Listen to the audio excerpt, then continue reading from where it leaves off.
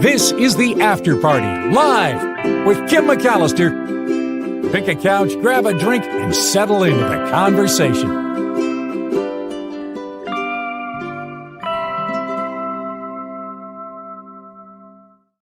It is the After Party Live, and I have to go our little music. Where's the music? What is happening? There it is. Welcome to the After Party Live on a Hide in Your Cave Monday. And I don't know if we want to hide in our cave today. It was kind of a good weekend. I don't know if you had a good weekend, but I know we don't talk politics, but I was delighted to see all the people. My little town of Petaluma, absolutely packed as far as the eye could see down one city street, with protesters everywhere, people participating of like mind, and it's nice to see. Sometimes, you sit in your own little area and don't realize that there are so many like-minded people out in the world. So really good to see that. Do want to thank people who have taken the time to send stories and contribute to the show in various ways.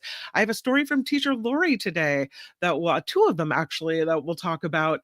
And also for the folks that contribute to the show financially, the PayPal information is in the About tab and in the show description every day. Huge thank you to Amy P, Meredith D, James S, and Wes ×2 for contributing to the After Party Live and keeping this little show rolling. Much appreciated. Let's take a look at some of the stories. I have a lot of animal stories today, and I found this one to be so interesting. This is a story about a bear that just so happened here in California to wander into a zoo. And of course, this bear would be attracted to the bear exhibit. And so there was a little interaction between the wild bear and the resident zoo bears. This all happened here in California in Eureka at the Sequoia Park Zoo, where this wild bear wanders into the Sequoia Park Zoo, interacting with the Bruins, the resident Bruins that are already there, living there. And then the wild bear, leaves through a service gate. It's almost like it was just there to visit some friends, just checking in, Employees were conducting a daily inspection when they say they spotted this wild bear on the Redwood Skywalk. You can see this bear right there looking over. The wild bear, they say, didn't appear aggressive. It was observed interacting with the Bruins on site, Tule, Ishung, and Kunabul, through their habitat fencing. These resident bears are black bears, and they were rescued by wildlife rehab groups when they were cubs. Another one came from an animal sanctuary. The three became permanent zoo residents after experts determined that they would be unlikely to survive in the wild on their own.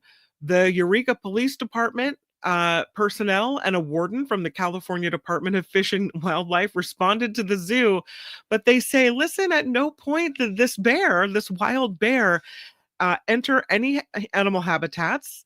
After a brief exploration of the enrichment items around the night house, the bear was safely coaxed back into the woods through the service gate. And they praised the bear for being a very polite visitor. He stayed on the boardwalk path, kept 2 feet on the ground, didn't try to climb over the railings, probably better than most people. So, just checking in. I think it's funny that he went right to the bear exhibit and was like, what are you guys doing in here? Come on. Thank you to teacher Lori for sending this next story. I know, look at that big old woolly rat. Wow. This mysterious rat vanished into the mountains in 1989, and for the first time we are seeing it. It's called Melomys istapantap. It is the largest and also the least studied species of the woolly rat in New Guinea. And finally, we're seeing it in pictures and on video. We've known about this woolly rat since 1989, but it was really elusive and very hard to study. They had to go look at museum specimens in order to study it.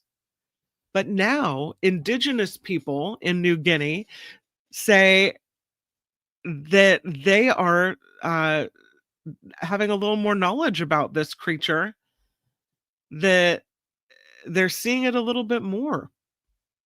This rodent can grow to be the size of a house cat. It's about 33 inches long. There are several different species of woolly rat found in this region, but this one, easily the largest and also the least studied. It is also one of the largest rodents in the world, next to two other species like capybaras and Pachyranus. This zoologist, I should say, has become the first to document this mysterious rodent in the wild. Caught this creature on video and still pictures. It seems they say the rarity of the subalpine woolly rat in museum collections and the limited knowledge on its ecology don't reflect its true rarity in nature. Rather, connected only to the remoteness of the habitats that it occupies, thank God for that, that it can't be recorded by standard methods of small rodent trapping. The isolated habitats of this creature apparently lead to the evolution of some pretty exotic animals and plants in this area. Along with outsized rats, New Guinea is home to birds of paradise, iridescent snakes, fanged frogs, grunting fish, tree kangaroos, and several rare species of echidna that exist nowhere else on Earth. This rat genus is endemic to the island, and there are 4 species of woolly rats. The other have slightly better documentation. Until now, the only way to see this creature up close has been through a handful of museum specimens.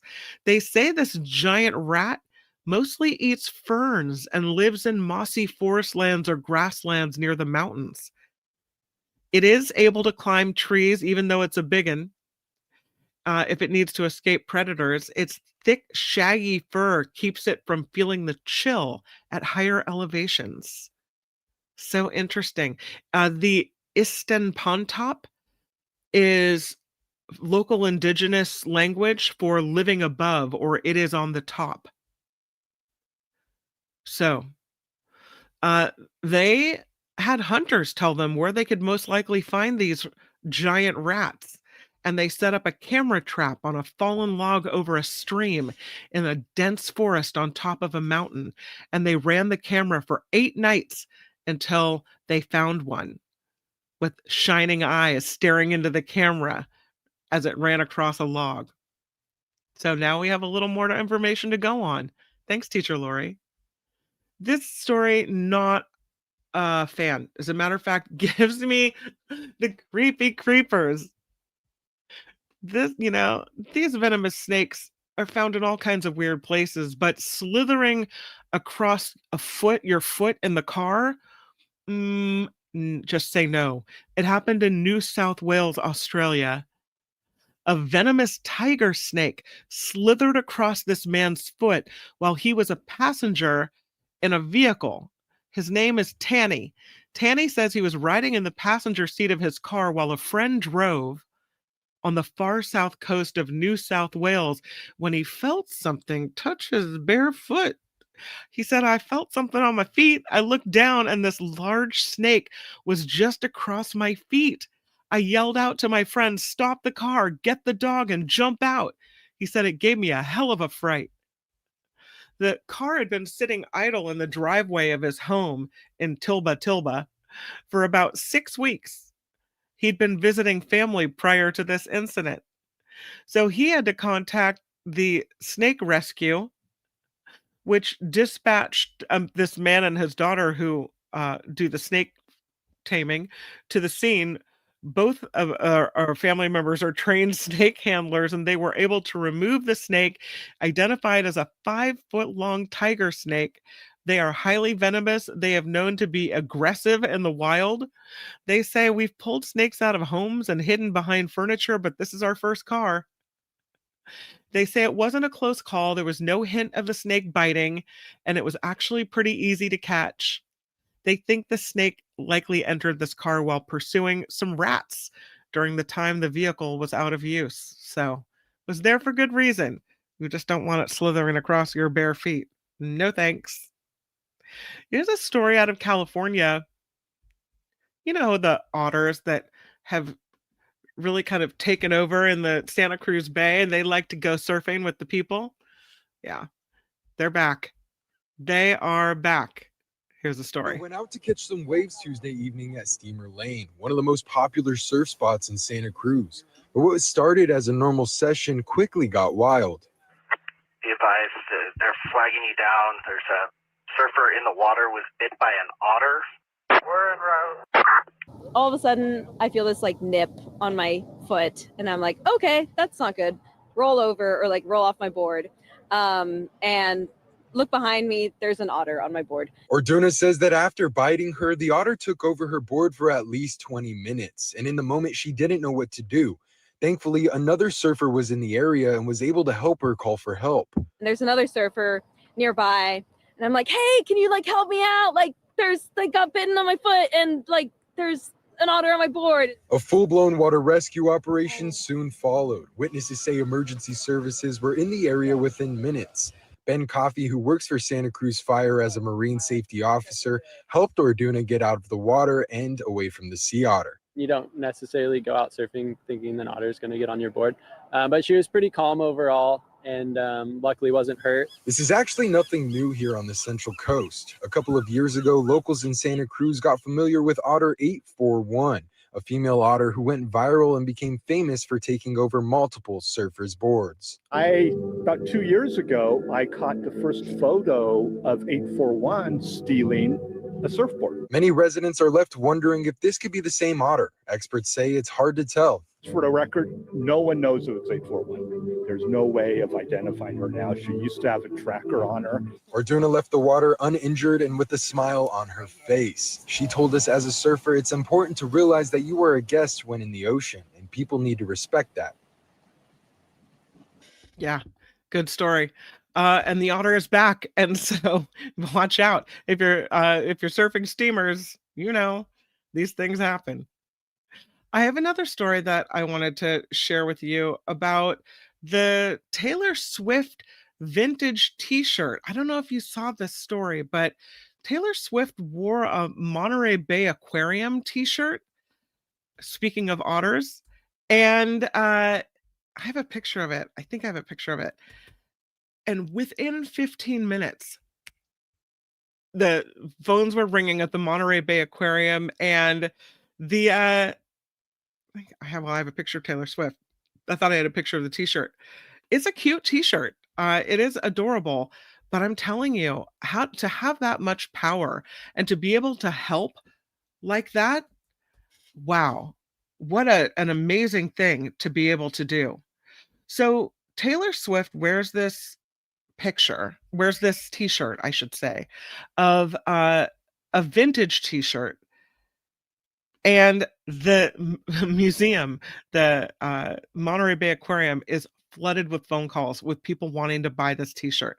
The T-shirt has a couple of otters on it, and there's a picture of it. It's kind of like a beige looking T-shirt. It's very vintagey looking. She wore it at a release party in the movie for her new album called The Life of a Showgirl. And the people started calling the Monterey Bay Aquarium trying to buy this shirt. So the Monterey Aquarium decides, well, okay, you want to buy the shirt? We're going to re-release it as part of a special campaign to raise money for the sea otters. They raised $1.3 million really fast. And now it looks like more than that, almost $2 million for sea otters, all because she wore this shirt on screen. That's it. That's all she has to do. The aquarium met and surpassed its goal to raise funds for its sea otter conservation program in less than 8 hours. They were averaging $100,000 in sales every 15 minutes. What? That's crazy. Crazy. Donors who gave at least $65.13 to their newest fundraising campaign to help injured and orphaned otters will be mailed a T-shirt, they said. They said they definitely had a Taylor Swift dance party in the office when they hit the goal.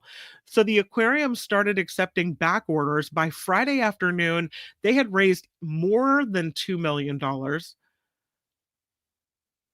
She said, and this is crazy, we don't know how she got this shirt because she would have been super little It doesn't look like this was planned out because, or the aquarium would have been on board already, but the shirt was produced 32 years ago. So she would have been 3 years old when this shirt was first made. So how crazy is it? And how did she know that the otters needed her help? How did she ever know? All right, I have a picture of the shirt for you. Here's what it looks like. And again, she just wore it for just a heartbeat and boom. It's a cute shirt. But yeah, it was made 32 years ago. Now, she was recently in Carmel, and maybe she found it at some kind of shop, vintage shop. I don't know. There's all kinds of speculation. People are having fun figuring out where she got the original shirt. One of the favorite theories is that they have a sea otter on the exhibit whose name is Opal, and that she was named by fans through an online poll. So maybe if Taylor Swift had been one of the people who voted for the name Opal, that maybe that's why her attention was turned toward the otters. Opalite is the name of one of her new songs, and Travis Kelce's, her fiance's, birthstone is Opal. So you know how Taylor Swift fans like to speculate about things. The t-shirt made by a company called Liberty Graphics. They are based out of Maine. They say they were taken by surprise too, but they are delighted to be able to produce this shirt again and to be involved in ocean conservation. They're working to make sure the packaging doesn't use any plastic when they send out all these shirts. They said the company only employs 50 people. They crank it out 1,500 shirts a day, but they're probably going to have to switch most of their focus now to fulfilling t-shirt orders from Swifties who want this otter shirt. I'm telling you, $100,000 in orders every 15 minutes. That is just, super, super amazing. Wow. Here in the North Bay area, we set a record in the Healdsburg area for Narcan training. They did a massive Narcan training. This is pretty cool. Happened in Sebastopol at Annalee High School, and it set a Guinness World Record. On Friday, 1,167 Annalee High School students made history. They took part in what is now officially the largest number of people to be trained at one time to use Narcan to save someone's life. It was officially certified by the Guinness World Records people. It was led by a man named Micah Sawyer, who co-founded the nonprofit Micah's Hugs in 2020 with his wife. They say the gathering brought together students and faculty and community volunteers. It was just a 30-minute hands-on exercise where people learned how to recognize and then help someone experiencing an opioid overdose. The previous record was 363 people. That happened in Royal Oak, Michigan. This was 1,167 people. It is, if you aren't sure what naloxone is or how, Narcan is, how to use it, it is a nasal spray that counteracts opioid overdose in seconds. Very simple, but very powerful tool in fighting opioid overdoses. And it's being made readily available, and teaching people how to use it is key to saving lives. This man and his wife started training people on Narcan when their son died. The son's name also Micah Jr. He was a 2014 graduate of Annalee High School, died of fentanyl poisoning in 2019. So sad, because kids take things and they don't realize what's in them, with deadly results. So Micah Sr. said getting into schools has been one of the biggest challenges. And we know that young people are at risk, but the doors are often closed to them, he said. So Annalee High School is changing that narrative, showing when schools embrace overdose prevention, they empower students to save lives. They had a mix of demonstrations, instruction, a short quiz on how to properly administer Narcan.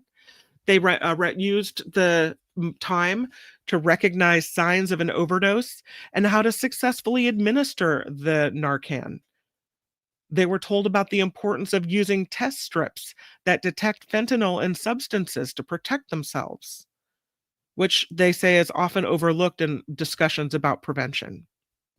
So, everyone was asked to remain seated in the auditorium where the training was held so that they could be included in the official count. They had 38 members from the U.S. Coast Guard Center in Petaluma acting as stewards, verifying attendance, and ensuring the Guinness World Record rules were met. So there you go. It's something I hope they do at more high schools. It's just like passing out condoms. There will be people that will say, oh, if you show the kids how to use Narcan, that you're somehow advocating drug use. If you're not saying just say no, then you're somehow enabling them to use drugs, then be saved. I would say is the most important thing not to save lives. Just like having a bowl full of condoms in the health office. Is it not more important to keep people safe and protected? Because we know the reality of the situation is that kids are dying from overdoses.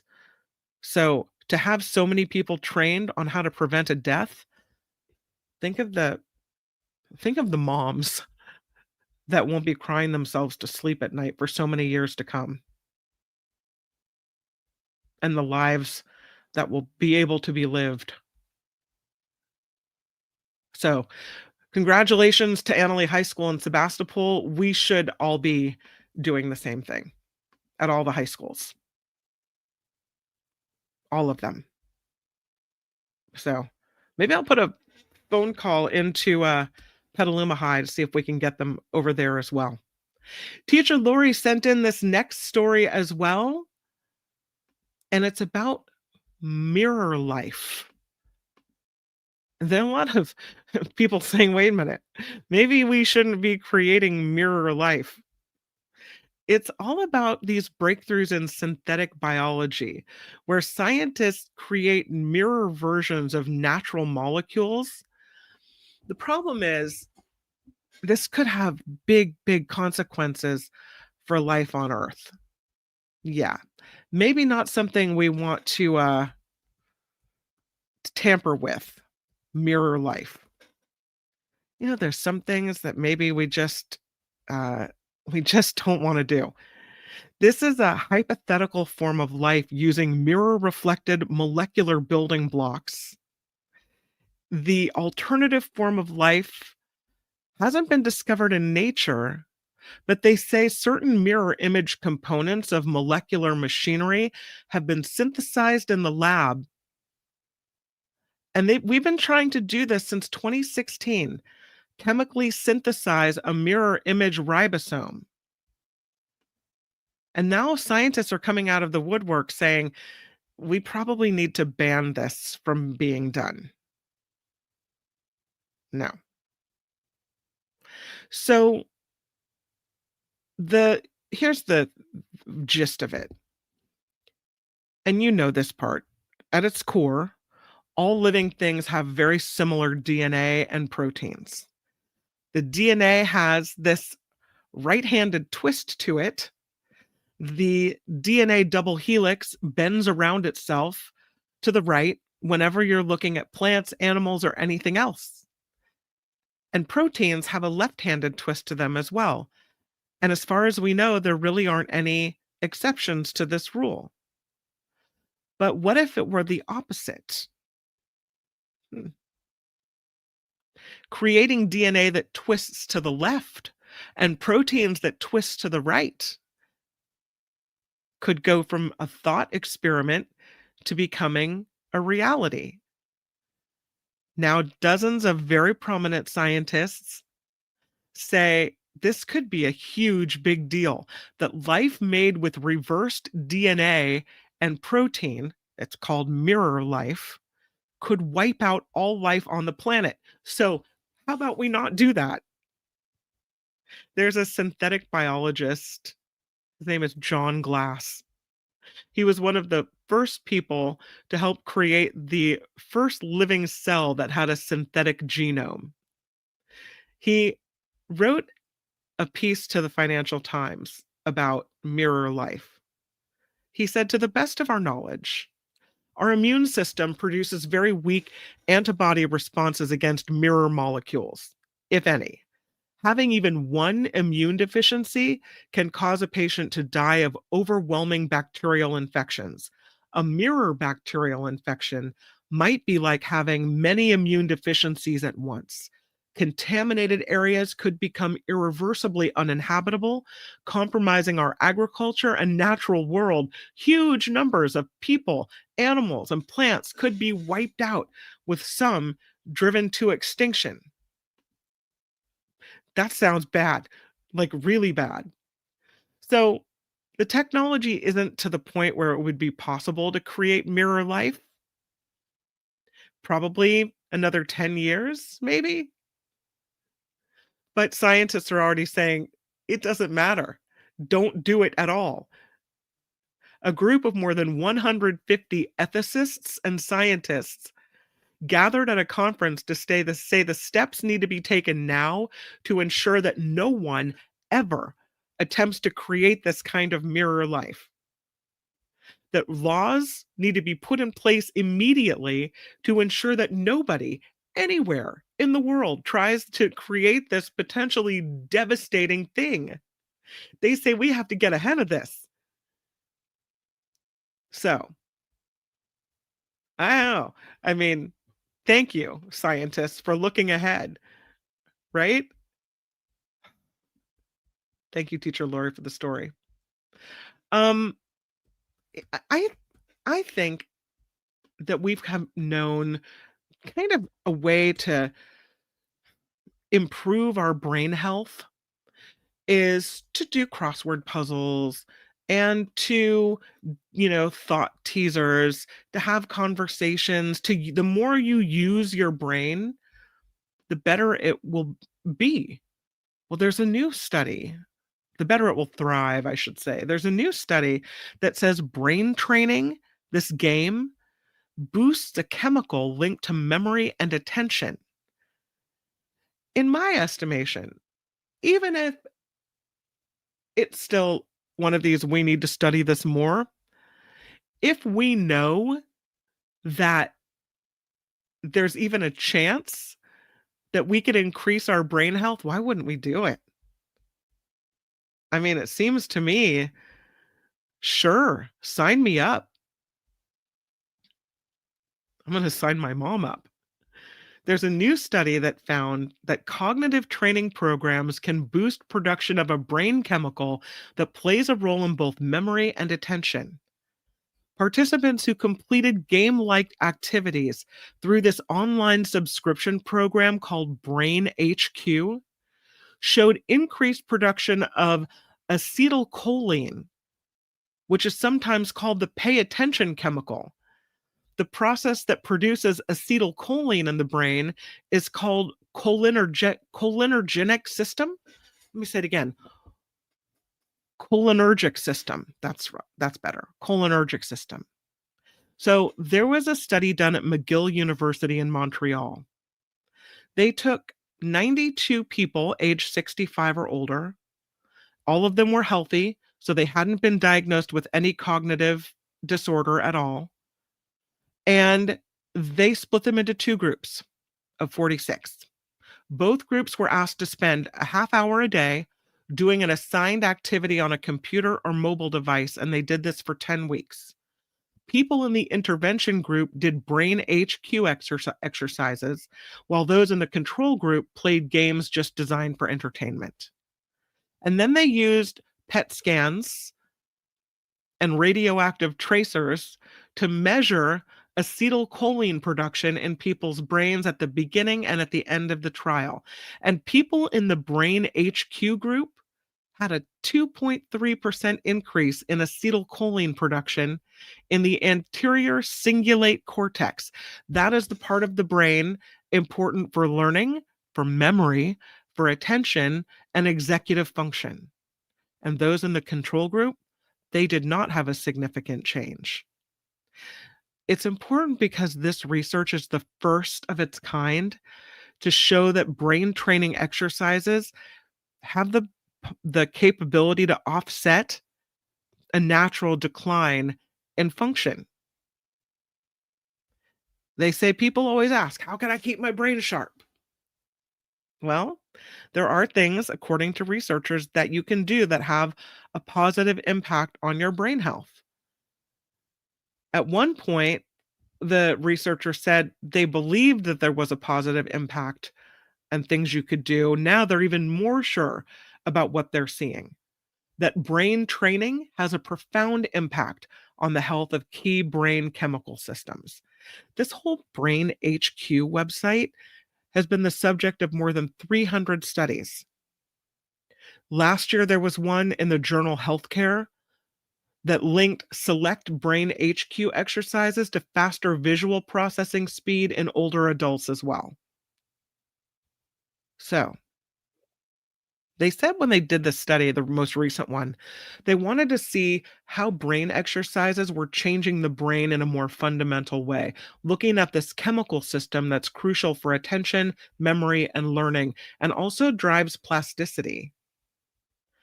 The Brain HQ has a San Francisco-based company behind it. It's called Posit Science.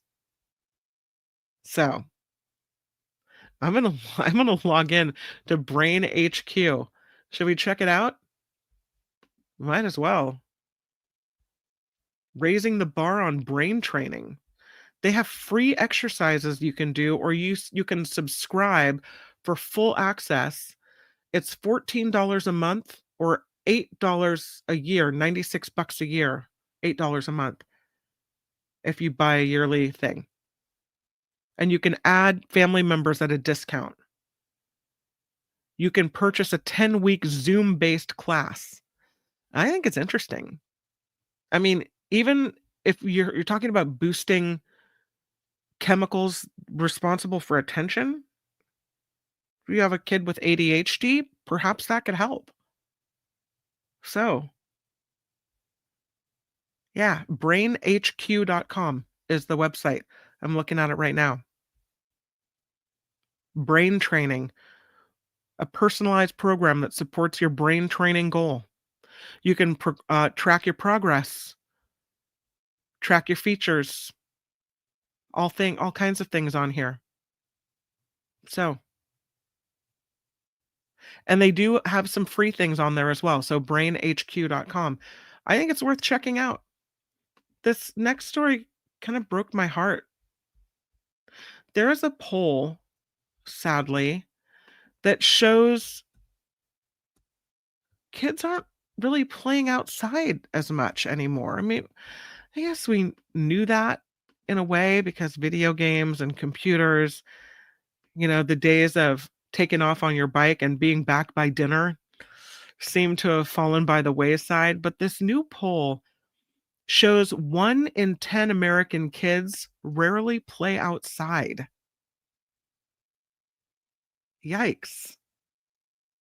1 in 10 preschoolers and toddlers go outside to play once a week or less. The study done by the University of Michigan's Health C.S. Mott Children's Hospital, they did this national poll on children's health. We know playing outside improves mental and physical health of kids. It actually contributes to good eye health, which I did not know. And one of the reasons that parents are less likely to take the kids outside to play is because of anxiety. 4 in 10 parents asked or polled in this survey said they feel nervous when their child strays too far or climbs too high. They got to get over it. I remember feeling anxious when my kids would climb to the top of the play structure because I don't know why they designed them like this, but there's always an opening at the top where you could fall straight down. I don't know why they do it. But you don't have to just go on the play structure. You could go, look at these kids just running. You remember when you were a kid just running? Activities like climbing a tree, riding a bike, sliding down a pole at the playground, all opportunities for growth. The researchers involved in the study said parents understandably worry about safety, but children need chances to test their limits. This mistake I made with Julia that I don't think I made with Jacob, because I saw what happened when I would tell Julia, be careful, okay, be careful.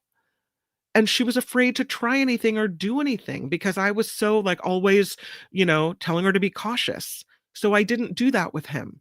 And he was never afraid in the same way. It's amazing that impact. I know your starter kid, you learn a lot, right? In this study, 75% of parents of 3 to 5-year-olds said their child uses swings independently. 41% said their child crosses the monkey bars alone. 71% of 1 to 2-year-olds go down a slide on their own. And 66% climb stairs or play structures. But nearly half the parents hold their child's hand or sit right next to them when their child is attempting a new physical challenge. And the researchers say risky play isn't about being reckless, but it's about appropriate challenges that allow young children to explore what they're capable of. If you're constantly standing there, right? They get that they're in what they're doing is dangerous. I know it's weird, but you have to give them some space. Parents who allow a little more independence often see their child's confidence flourish, according to the study.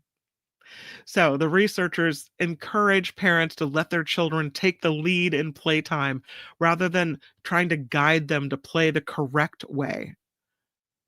They said play doesn't need to be perfect or educational to be beneficial. Letting children lead their own play encourages curiosity and creativity and independence that parents just need to create the time and space for their kids to play freely.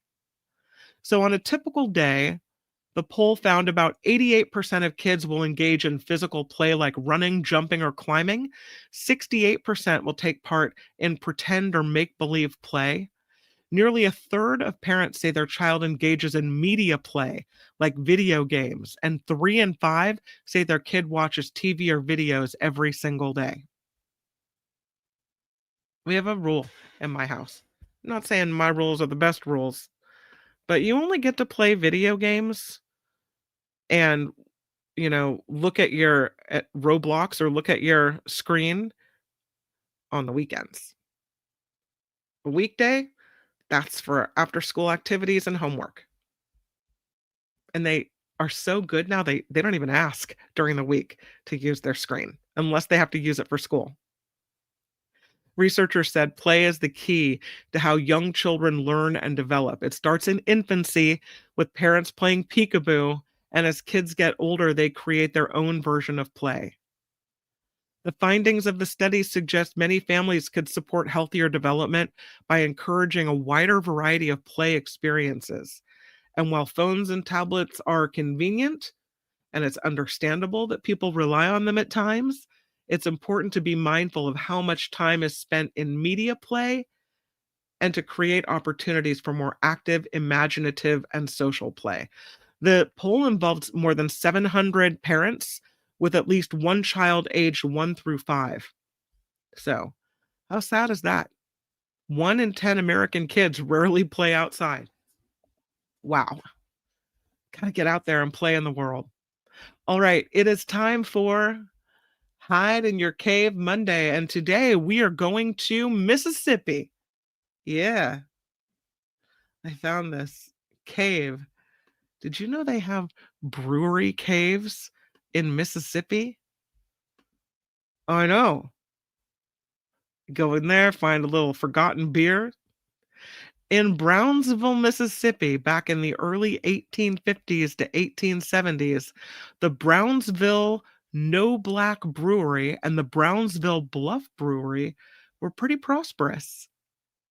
There were 50 or so established businesses that were making use of these man-made cellars for various reasons. But as the 1900s approached, it had already started to decline. Railroads established after the Civil War became the main system for transportation.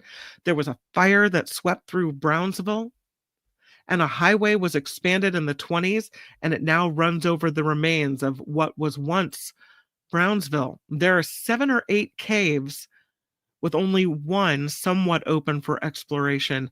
Most are covered, as you see here, by brick walls, easily visible as shown in this picture. But in there are the old brewing caves. Super cool. All right, I have this video I want to show you. It's called Pitt's Cave in Mississippi.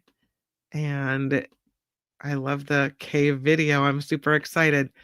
Okay, I'm going to take away the brewery caves. And here's one that you can go inside and explore if you so chose. Here it is. This cave, Pitt's Cave, is known for bats. Yeah, I didn't realize there was sound, so that kind of caught me off guard.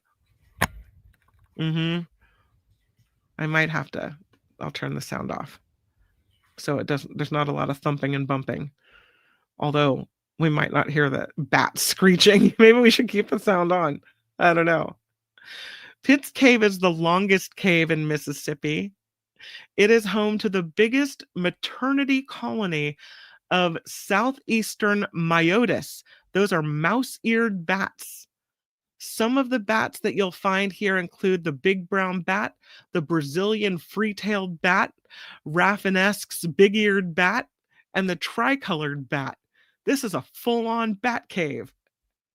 There's a bat conservation plan in place where biologists and volunteers work together trying to tackle the issue of something called white nose syndrome. They have steel gates created and installed to help protect the site, and various other forms of protective fittings that are constantly being pieced together. So you might not be able to get a chance to view these bats up close, depending on the current situation with the white nose syndrome going on there.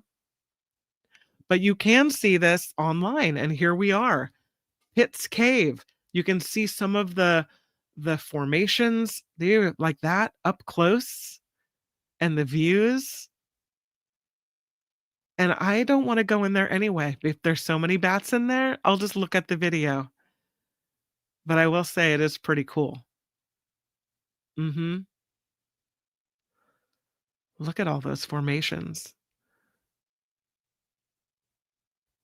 Again, that's Pitt's Cave. Well known to Mississippians, it is the longest cave in the state. A bat cave in action. Oh, I saw a bat flying in there. Did you see it? There they are. They're flying around in there. All it takes is me to see one bat. I'm out of that cave. There they are. You can see them up there. Oh, that's so interesting. Look at that. I won't be hiding in this cave, but I am fascinated by it nonetheless. Wow.